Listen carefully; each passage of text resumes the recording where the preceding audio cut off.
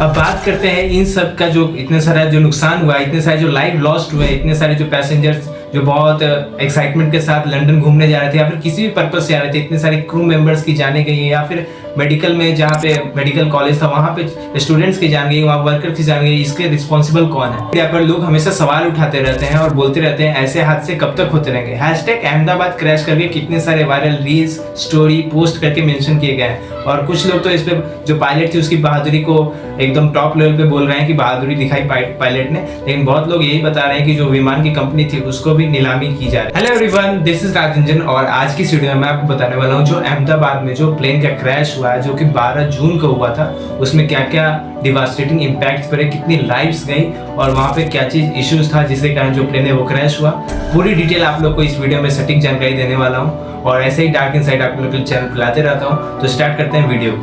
Video में आगे बढ़ने से पहले मैं आपको कुछ इसके इनसाइट और बोल सकते हो ओवरव्यू बता देता हूँ। ये जो प्लेन थी इसका नाम था एयर इंडिया फ्लाइट 171 जो कि अहमदाबाद से लंदन की ओर जाने वाली थी और इसका फाइनल जो डिपार्चर था वो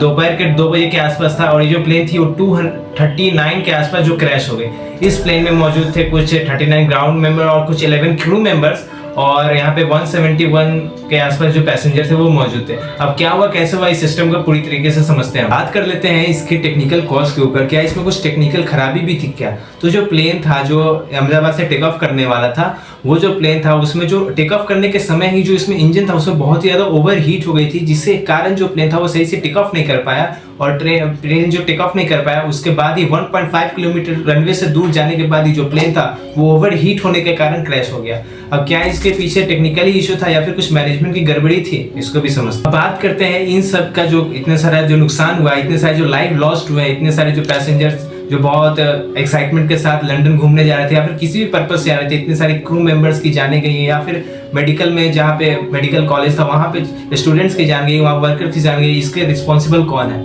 तो इसका जो प्लेन का जो आप लोग बोल सकते हो या एक तरीके से जो इसमें हम लोग का मैनेजमेंट है वो बहुत बड़ा दोषी है, क्योंकि यहाँ पे जो प्लेन था वो एक वीआईपी को लेने जा रहा था, जिसके कारण जो प्लेन था उसका जो बोर्डिंग टाइम था उससे पहले ही हड़बड़ाहट में प्लेन को जल्दी से ज्यादा टेक ऑफ करने की आप लोग बोल सकते हो एक तरीके से फोर्सफुली टेक ऑफ कराया गया था, जिसके कारण जो प्लेन था उसमें सही से चेकिंग नहीं हो पाई और बहुत सारी रिपोर्ट ऐसे भी कहते हैं कि इसी वीआईपी की वजह से जो प्लेन था वो सही से टेक ऑफ नहीं कर पाया, जिसके कारण जो सामान जो सेफ्टी मेजर्स थे वो चेक नहीं किए गए और जो प्लेन था वो सही से टेक ऑफ नहीं कर पाया और क्रैश हो गया। सोशल मीडिया पर लोग हमेशा सवाल उठाते रहते हैं और बोलते रहते हैं ऐसे हादसे कब तक होते रहेंगे। हैशटैग अहमदाबाद क्रैश करके कितने सारे वायरल रील्स स्टोरी पोस्ट करके मेंशन किए गए और कुछ लोग तो इस पे जो पायलट थी उसकी बहादुरी को एकदम टॉप लेवल पे बोल रहे हैं कि बहादुरी दिखाई पायलट ने, लेकिन बहुत लोग यही बता रहे हैं कि जो विमान की कंपनी थी उसको भी नीलामी की जा रही है। हर बार हादसा होता है, फिर उसके बाद जो कुछ प्रेस कॉन्फ्रेंस होता है, कुछ न्यूज निकलती है, कुछ वायरल रील निकलती है और फिर उसके बाद सब कुछ खत्म हो जाता है, लेकिन ऐसा नहीं होता है। इसके पीछे कोई ना कोई कड़ी जरूर होती है, चाहे वो आप लोग बोल सकते हो मैनेजमेंट की हो,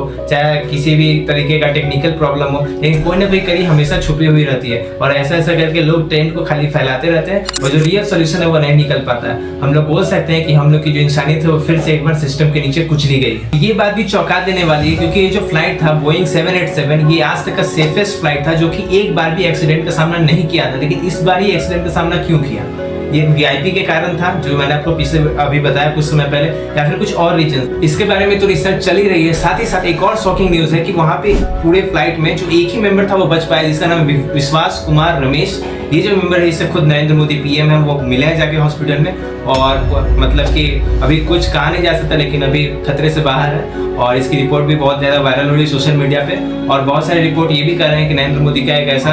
अनाउंसमेंट निकला है कि जो वहाँ पे इनफैक्ट मतलब कि बोल सकते हो आप लोग जो फैमिली थे वो जो वहाँ पे इन्वॉल्व हुए थे उस समय, जब किसी ने अपने रिलेटिव को खाया, जिसने भी था सबके जो रिलेटिव है उनको 1-1 करोड़ रुपए की जो कंसोलेशन प्राइस है वो दिया जाएगा, तो जिसके कारण वो अपना लाइवलीहुड चला सके। अभी तक का तो यही न्यूज़ है, लेकिन ये जो घटना थी बहुत ही अनएक्सपेक्टेड और बोल सकते हो बहुत ही डेडली घटना थी। आरसीबी के न्यूज़ के बाद ये बहुत ही बड़ी डेडली घटना है। अब इसके ऊपर क्या कर सकते हैं क्या नहीं कर सकते स्टेप लिया जा रहा है। जो भी रिलेटेड इन्फॉर्मेशन थी और इम्पोर्टेंट थी वो मैंने आपको वीडियो के माध्यम से बता दिया है। तब तक के लिए वीडियो को यहीं खत्म करते हैं, तब तक के लिए मिलते हैं किसी और वीडियो में किसी नए टॉपिक के साथ। तब तक के लिए बाय बाय।